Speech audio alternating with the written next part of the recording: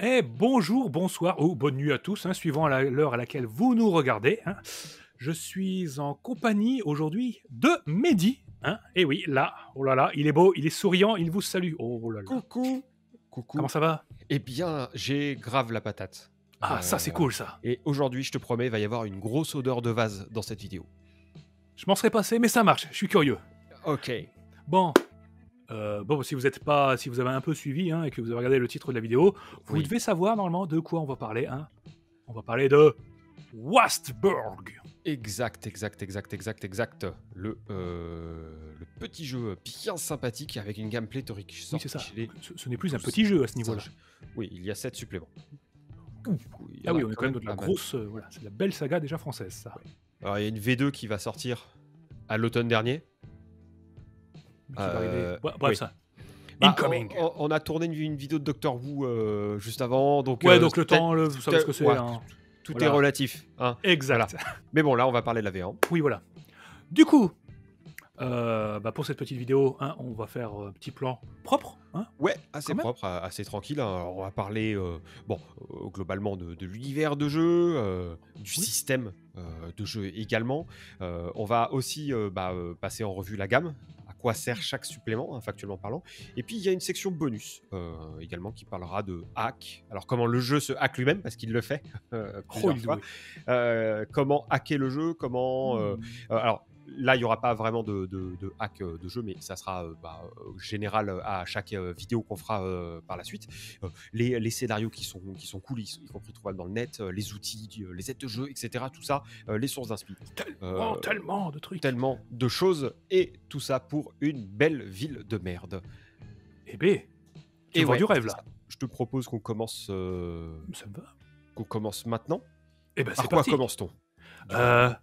Je sais pas, peut-être déjà éditorialement, c'est quoi comme jeu? Ouais. Alors, donc c'est un jeu édité par les 12 singes. Ok. Donc il est daté de 2013, enfin du moins pour le bouquin de base. Putain, j'ai failli me mettre un coup. Voilà, Westberg se venge. Donc il date de 2013 pour le bouquin de base. Il est issu d'un roman précédemment sorti, écrit par Cédric Ferrand. Globalement, le bouquin de base, c'est Cédric Ferrand, Tristan l'Homme, illustré par Gary Schalk à la couverture et aux illustrations intérieures. Mais aux illustrations intérieures, il y a aussi Roland Barthélémy, qui est tout aussi talentueux. C'est du beau monde. Un travail du noir et blanc qui est juste incroyable dans Westberg. Sachant que Roland Barthélémy s'occupe des couvertures, des suppléments, de tous. Oh, quitte à faire. Voilà. Et que, il y a du Jérôme Larrey, du Comme Martin, donc c'est l'auteur de Green Non Mall, qui ont jeté de l'encre sur le papier dans pas mal de suppléments. Et j'en passe pas mal. Parce qu'il y avait vraiment une grosse équipe en tout sur ce jeu. D'occasion, on ne le trouve pas, parce que le jeu n'est plus disponible actuellement au moment où on enregistre cette vidéo. Oui. Donc c'est courant juin 2021. A priori, on la sort à peu près là. Ça se lâche pas beaucoup, en tout cas. Ah, bah, c'est plutôt bon, hein. Du coup, comme on dit, il y a une V2. Oui, voilà. Voilà, qui va arriver, donc qui sera augmentée quand même. Voilà pour le petit topo sur l'édition. Et d'ailleurs, la V2 sera elle aussi faite par les 12 singes, d'ailleurs, puisque c'est eux qui ont honoré le financement participatif sur Game On Tabletop. Il y a de ça un petit moment. Cool. Bon, ça parle de quoi, Westberg? Parce que c'est bien, oui, mais c'est quoi?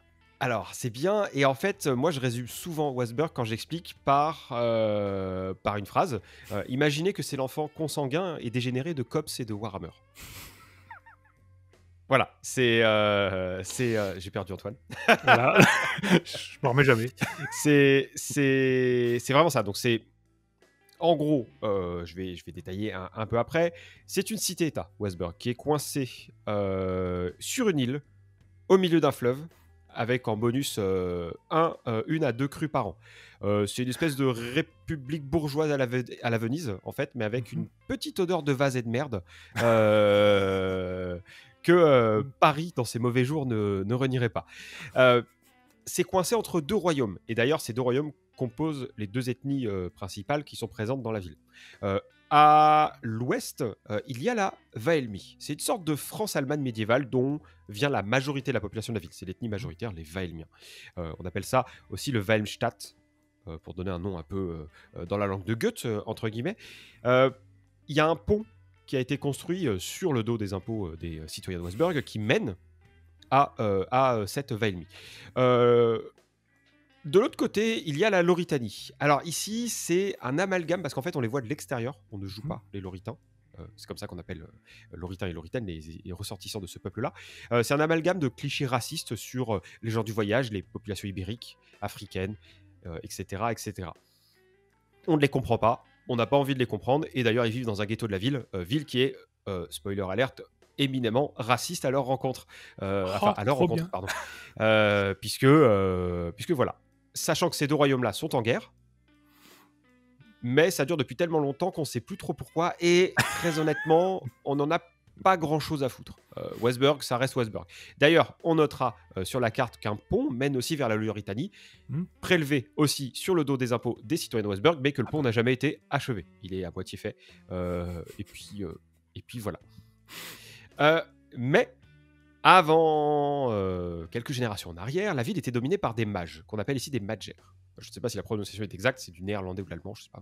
Bref, tout tournait autour de ça, notamment la justice. Tu verras pourquoi j'insiste sur ce point, ça va être assez savoureux. Et quelques générations en arrière, paf, plus rien, walou, que dalle, la magie se barre. Comme ça. Ou alors, comme on dit à Westburg, elle est partie trouver un autre souteneur. Du coup... Qui dit plus de magie, dit bascule du pouvoir, donc pogrom de majeurs, massacres, émeutes, violences, tutti quanti, jusqu'à de nouvelles élections qui ont permis de mettre en place un nouveau système dirigé par un Burgmeister. La ville étant dirigée en quartier, chacun étant dirigé par un Meister. D'accord. Bon, sauf que ce dernier est mort. Ouais, ça fait beaucoup depuis quelques mois. Et il y avait une gigantesque tour au milieu de Westburg avant, c'était la tour des Magers, du coup. Il est mort plus ou moins dans l'effondrement de cette tour qui a éclaté de manière assez étrange. Peut-être de l'explosif, peut-être des espions lauritains, sait-on pas, sait-on jamais. Et depuis, personne veut devenir Burgmeister de peur de se prendre un coup de couteau par ses collègues. Donc, c'est le statu quo. Ah ouais, c'est un belle peu instabilité. c'est ça, c'est une belle instabilité, y compris entre gardes, parce que le Meister est aidé, associé, assisté par un échevin qui gère la garde du quartier dirigé par le Meister. En fait. Donc l'échevin, c'est à mi-chemin entre un homme politique et un garde. Voilà. Voilà pour le topo sur l'univers. Ok. C'est un beau gros foutoir, bien sympatoche. Clairement. Et dans tout ça, nous, on joue quoi dedans ? Eh bien justement, je t'évoquais les échevins. Oui. Eh ben, on va jouer... échevin ? Non, on ne joue pas des échevins, on ne joue pas aussi haut. On va jouer la milice, le guet, la garde de Westburg, affectueusement surnommée Gardoche. Poste de prestige.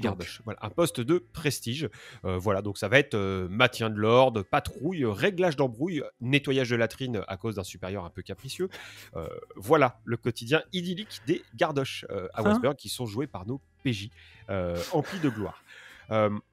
C'est très simple, la garde, il y a les gardes, puis il y a des prévôts qui gèrent plusieurs troupes de garde, et au-dessus, il y a l'échevin du quartier. Voilà, donc du coup, très simplement. Bien sûr, tout ça, c'est dans une ambiance joyeuse. Donc, Westburg, c'est déjà une ville où on est les uns sur les autres. C'est une île, donc elle ne pourra pas grandir, en fait.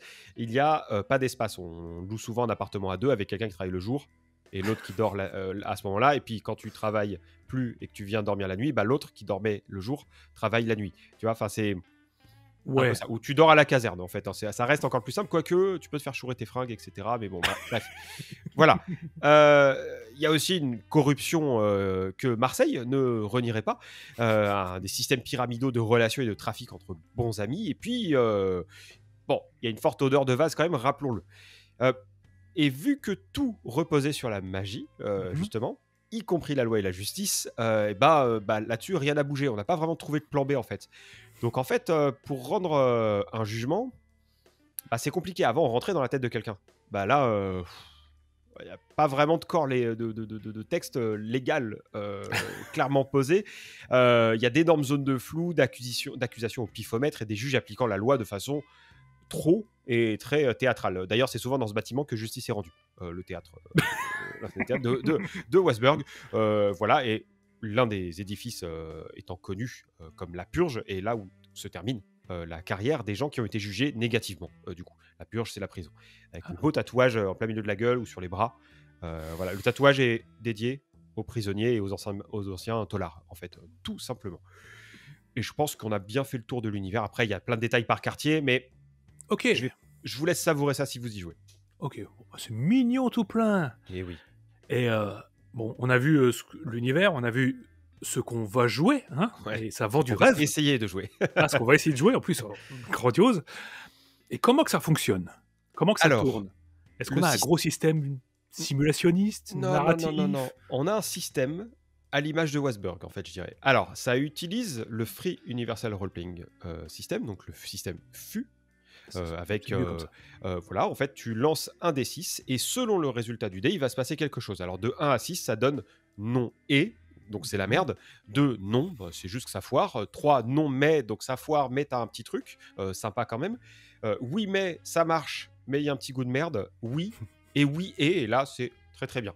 Voilà comment ça se passe. Après, ça t'arrive d'avoir des dés bonus et des dés malus. À ce moment-là, comme à Donjons et Dragons, le système d'avantage, tu lances 2 ou 3 dés et tu gardes le meilleur ou le pire.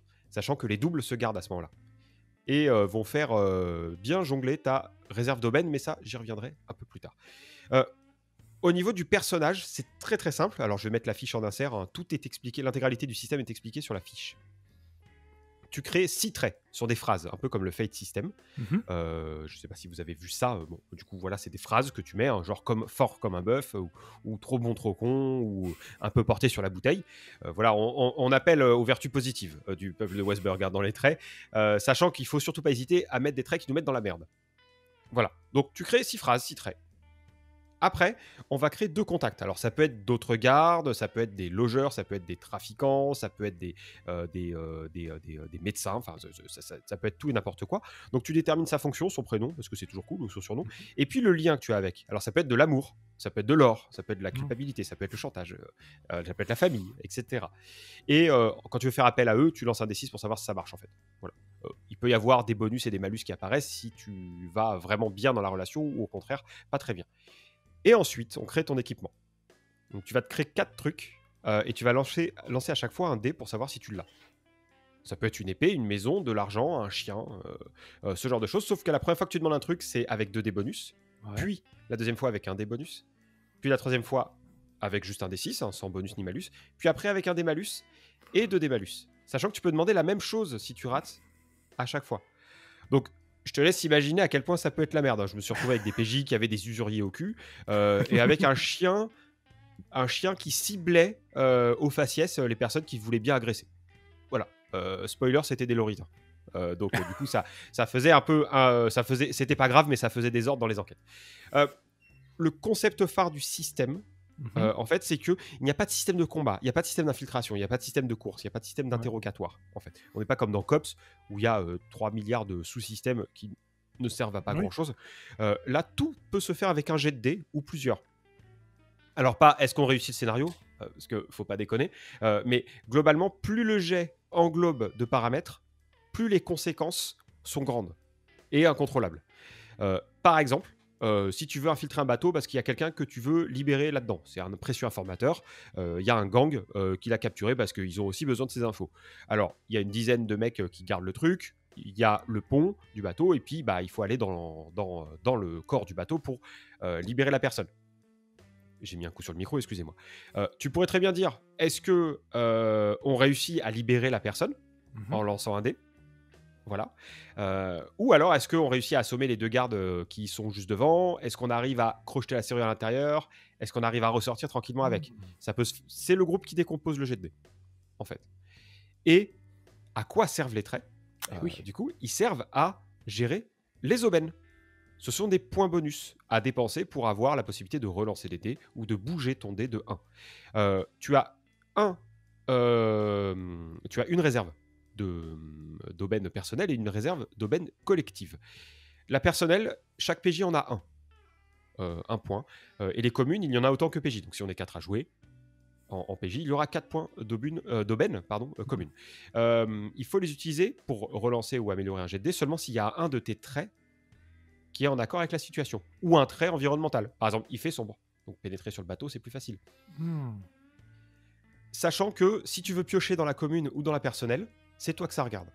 Les autres, s'ils veulent pas que tu pioches dans la commune, tu les emmerdes et tu le fais quand même. C'est ça, l'esprit de fraternité de Westburg.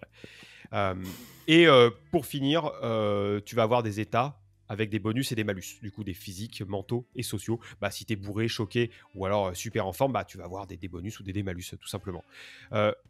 Il faut, quand tu es MJ, que tu joues sur les aubaines. Voilà, c'est clairement le point important pour forcer les PJ à les utiliser pour faire une action ou pour ne pas faire une action. Par exemple, tu es quelqu'un de colérique, c'est marqué sur un de tes traits, bah, dépense-moi 1 ou 2 aubaines pour pas péter un plomb devant ce prévôt qui te prend de haut. Tu vois ? Ça serait moche que tu lui mettes une bête dans la gueule parce que tu vas finir au cachot, tu vois. Donc on peut se retrouver sur ça. Sachant que les PJ peuvent se coucher et dire « je fais 1 » pour gagner de l'aubaine. Alors, il faut que ça soit sur une situation qui est de l'enjeu. Bien sûr, sinon ça n'a pas d'intérêt. Et tu peux même regagner plus d'aubaine que seulement 1 point. Parce que quand tu gagnes de l'aubaine ou quand tu en perds, tu choisis si ça va dans ta réserve personnelle ou dans ta réserve commune. Et si les gens sont pas d'accord pour que tu la mettes dans le perso plutôt que dans la commune, tu les emmerdes et tu le fais quand même. Parce que c'est ça, l'esprit de fraternité de Westburg. Et je crois avoir déjà dit ça un peu plus tôt. Oui, je crois, oui. C'est ça, exactement. Donc, si tu fais 1, tu gagnes 1 point d'aubaine. Et si tu fais 6, tu perds 1 point d'aubaine pour compenser la grosse qualité du jet de dés que tu viens de faire. Et je pense avoir fait le tour du système de jeu. Alors, la gamme a pas mal de sous-systèmes qui apparaissent dans le scénario ou dans la gestion des PJ, mais globalement, tout ce que tu as à savoir tient sur la fiche de personnage, en fait, et c'est très, très simple et très narratif et très basé sur l'improvisation des PJ et du MJ. Ça me plaît bien. Parfait. Ok. Univers, c'est bon. Système, c'est bon. C'est bon. Et cette fameuse gamme, parce que tu as quand même montré un sacré paquet de bouquins. C'est ça, ouais, tout ça, il y a plein de choses. Il y en a 1, 2, 3, 4, 5, 6, 7. C'est du beau, là, il y a du lourd. C'est bien, c'est effectivement ça. Alors, on va commencer par le plus simple. C'est le bouquin de base. Ah oui. Bouquin de base qui était. Attention, je vais parler au passé puisque du coup la gamme va changer et je sais pas exactement comment ça. Je crois qu'il passe en couverture rigide, du coup le prix va. Voilà, il va augmenter. Donc là, il était à 29,90. C'est un supplément, un bouquin de 96 pages, mais c'est 3 feuillets de 32 pages. Un sur le guide de la cité. C'est le manuel des gardes qu'on se passe de garde en garde. Il y a plein de ratures. C'est incroyable. C'est l'un des meilleurs bouquins que j'ai lu de ma vie. Toutes catégories confondues. Il y a les gardes qui se sont passés, qui sont raturés des passages pour mettre des conneries ou des vérités, entre guillemets. Ce sont 2 gardes qui l'ont écrit et c'est clairement un manuel de propagande pro-Westburg. Voilà, tout simplement. Tu as les règles de jeu sur un 2e feuillet qui t'explique tout, la création de personnages, les systèmes, etc. Avec pas mal de PNJ et de personnages déjà faits. Donc moi, par exemple, j'ai pas mal utilisé ces personnages-là pour faire jouer quand il n'y avait pas le temps de faire des pré-tirés. Et puis, tu as un scénario qui montre alors avec l'ambiance de Westburg, mais qu'on peut faire sérieux et cynique, et voire même un peu amer et triste. Donc du coup, très bien fait aussi, qui utilise l'un des protagonistes du roman comme formateur des PJ qui sont formés à entrer dans la garde, en partant du postulat qu'ils viennent d'une colonie lointaine du Wallenstadt qui s'est perdue et dont les gens sont venus en crevant la faim. Et bien sûr, dedans, il y a la carte, comme je vous le disais, qui montre les différents quartiers de la ville. Et puis, il y a l'écran à l'intérieur qui va détailler le système de bagarre mêlée combat. Bataille, exactement. Sachant que voilà, c'est pas une bonne idée de te retrouver face à des chevaliers, parce que tu es formé pour maintenir l'ordre, pas pour faire la guerre. Et puis, tu as le détail de la réputation des PJ, et puis les modificateurs, les bonus, malus, et comment lancer les dés. Ça, c'est le bouquin de base, que je vais mettre par là, parce que comme ça, moi, c'est bon. Ensuite, il y a un supplément, Gardoche partout, Justice nulle part, qui est, avec là, on voit le changement de couverture, en fait, c'est du coup, c'est Roland Barthélémy qui le fait. On a la création de la patrouille, on a la création du quartier. Alors, tu es déjà dans tel ou tel quartier. On va pas en rajouter un, mais c'est juste qu'on va dire voilà, quelles sont les affaires en cours, quelles sont les embrouilles locales, comment ça se passe avec la hiérarchie, etc. etc. Donc là, ça va être personnalisé. Et en fait, on fait du tour de table pour ajouter ça. Donc, du coup, comme ça, au moins, t'es tranquille.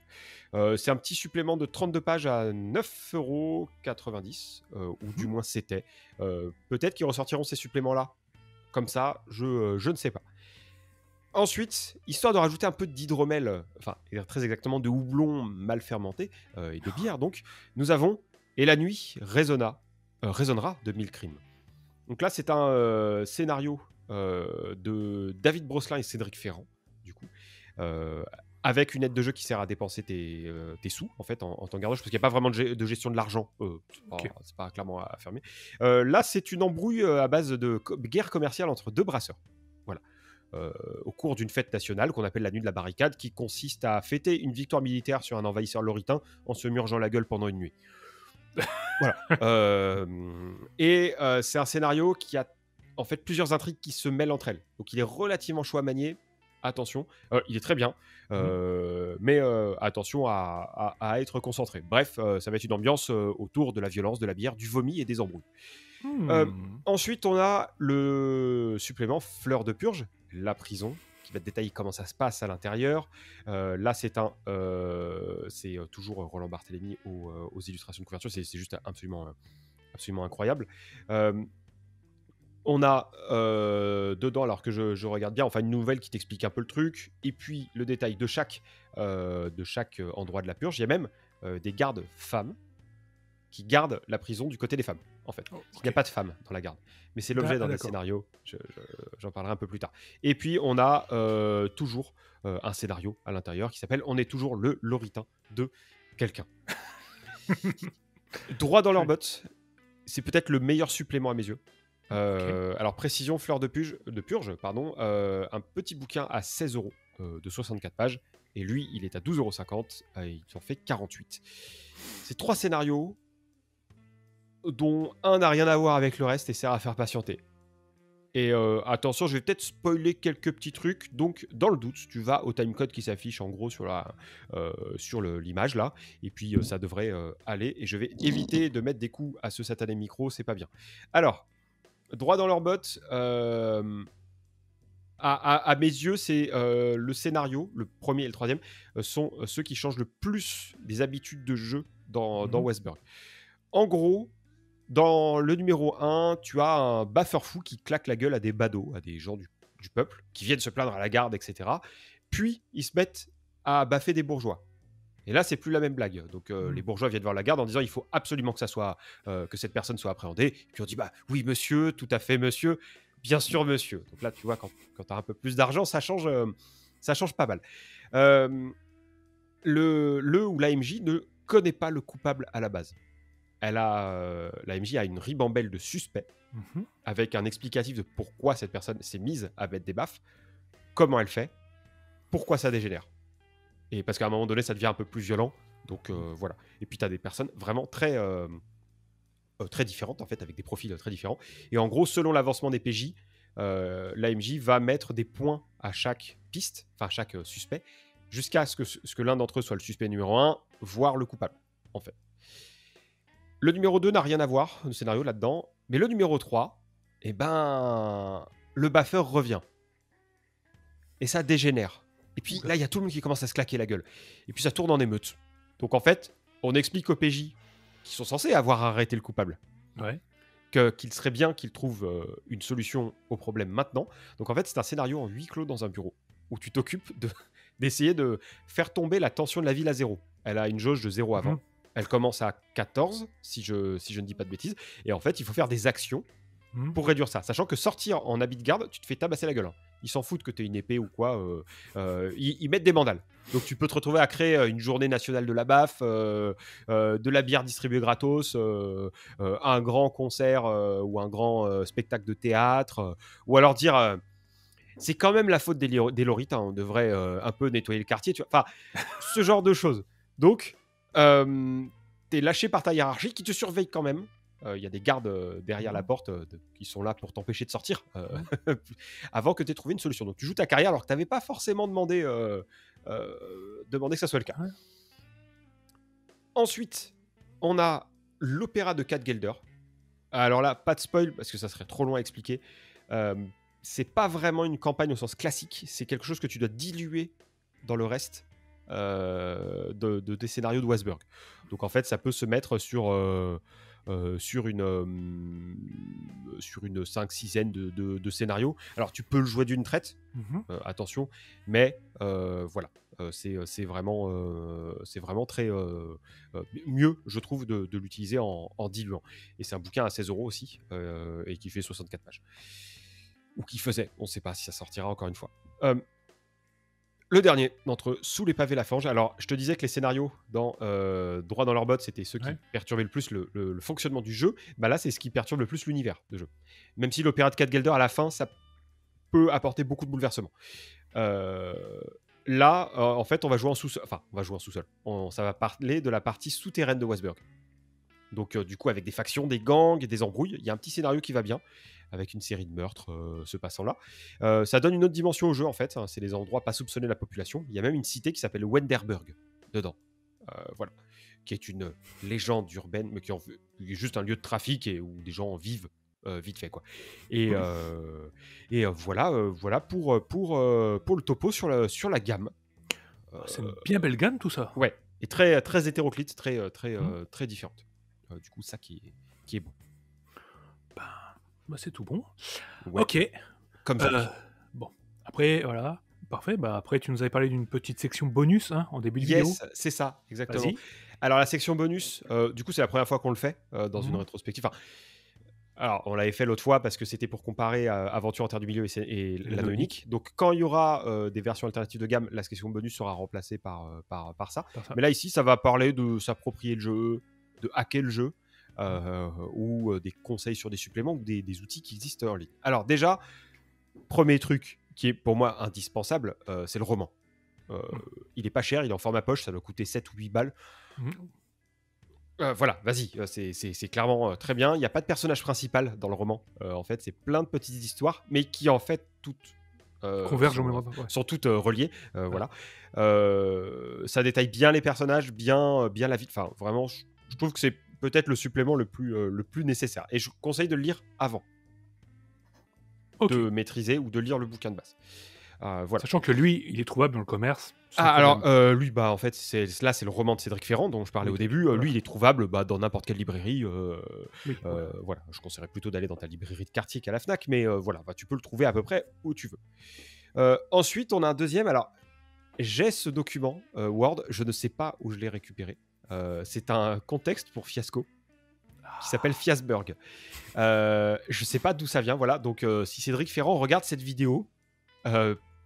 Merci de nous dire. Je crois que c'était sur son site ou sur Casusno ou sur Antonio Bay. Mais ça remonte à il y a longtemps. Donc voilà, c'est un contexte pour Fiasco, bêtement en format Word. Voilà. Je ne sais pas si je peux le faire partager. Donc si Cédric Ferrand est de passage, et puis en fait qu'il n'hésite pas d'y aller en commentaire. Ensuite, autre chose, il y a un truc qu'on trouve du côté de la scénariothèque qui s'appelle le générateur d'embrouille Westbergienne. En gros, c'est un site web et tu cliques sur Go et ça te crée une... alors exactement, c'est une amorce. Attendez, je vérifie bien. Une amorce, un développement et une embrouille. Alors, soit tu génères les trois aléatoirement, soit tu les génères chacun, amorce, développement et embrouille, un à un. Voilà. T'as une bonne t'as de quoi faire, quoi. Voilà. Ça peut servir soit à te donner une idée de scénar, soit à rajouter des éléments dans ton scénario, en fait. Parce que c'est des trucs vraiment très courts, c'est 2 phrases maxi. Donc ça sera très bien. Tu te fais un petit tableur Excel comme ça, en le reprenant ou en l'utilisant sur ton navigateur web, c'est très bien. Après, il y a un outil que je trouve juste incroyable, c'est Fractal. Ça se prête bien à Weisberg pour créer une carte mentale de ce qui s'est passé comme embrouille avant le scénario.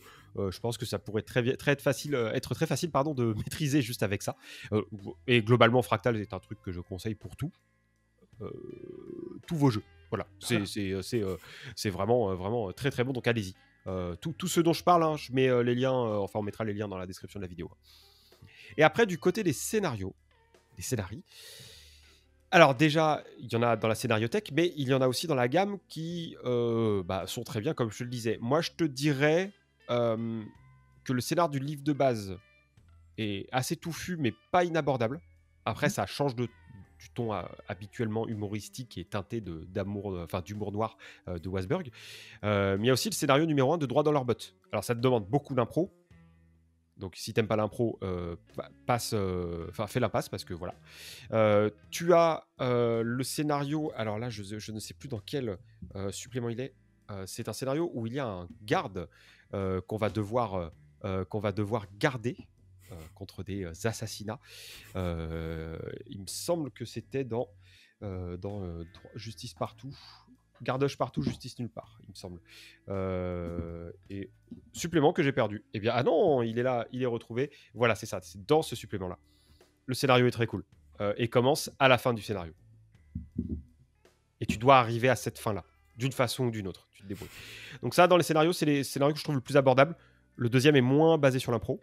Ok. Le premier l'est, clairement. Voilà, le scénario de droit dans leur botte, celui avec le baffeur fou. Après, dans la scénariothèque, il y a 2 scénarios qui sont assez simples et très faciles à aborder. C'est Tout est gras dans le Vera, qui est un scénario que j'ai dû faire jouer une 30aine de fois, facilement, que ce soit en convention, en boutique ou à la maison. Ça permet de mettre en jambe. J'en dis pas plus, mais il y a une affaire de cochon, comme Oui. le nom l'indique. Et puis, sur la scénariothèque toujours, il y a Hérité et Cambriole, qui peut te montrer les antagonismes entre les gardes de différents quartiers. Ça se passe dans le quartier des Étraves, enfin de l'Étrave et des Flamands. Donc en fait, c'est l'est de la ville où il y a des nobles, des bourgeois qui se considèrent plus puristes que les plus puristes de Westburg. C'est des maisons sur pilotis. Donc le problème, c'est que tu es dans le quartier de l'Étrave. Donc il y a la garde Oui. de l'Étrave. Et puis il y a la fluviale, puisque tu es sur l'eau. Et Pour le conflit. Ils sont pas super d'accord sur comment ça se passe, tu vois, au niveau de la juridiction. Et puis sachant que chaque maison bourgeoise a une milice privée. Parce bien que sûr. sinon, ça serait pas génial. Donc en gros, c'est Venise sur des pilotis avec une grosse odeur de vase là, parce que là, t'es clairement au-dessus du fleuve. Voilà. Donc ça, pour les scénarios sur la scénariothèque, qui sont très très cool. Et puis enfin, je saurais que trop conseiller comme source d'inspiration générale, la saga du Disque Monde, puisque le guet de Hank Morpok, d'ailleurs c'est l'une des principales sources d'inspiration du jeu, est juste voilà, c'est juste incroyable. Tu peux reprendre des illustrations, ça passe très très bien. Les rues ont à peu près la même tronche dans tous les visuels qu'on peut trouver. C'est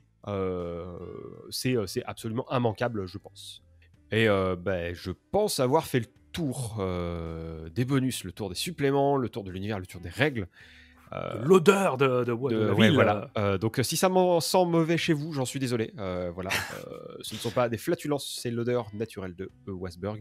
Et je m'arrêterai là pour les détails sur cette gamme, du coup, Antoine. Ah, et bon donc cette rétrospective, elle se termine, hein, voilà, vous l'avez compris, hein, déjà beaucoup de petites choses, hein, pour une petite gamme petite mais balèze. Ouais. Eh bien, on va devoir se dire au revoir, hein, tous. Malheureusement, hein. Merci Mehdi. Bientôt. Merci. Oui, on se revoit très prochainement. Déjà, merci Mehdi pour tout ça. Hein. Et puis, on vous dit, on va se retrouver très prochainement, hein, pour une autre vidéo de cet AKBI, un live YouTube, un même rigolo et parfois très bizarre. Ou surtout encore sur Twitch, encore, hein, on ne sait jamais. Il va se passer beaucoup de choses.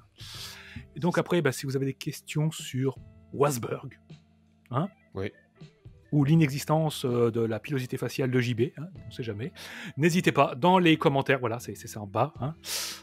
Exact.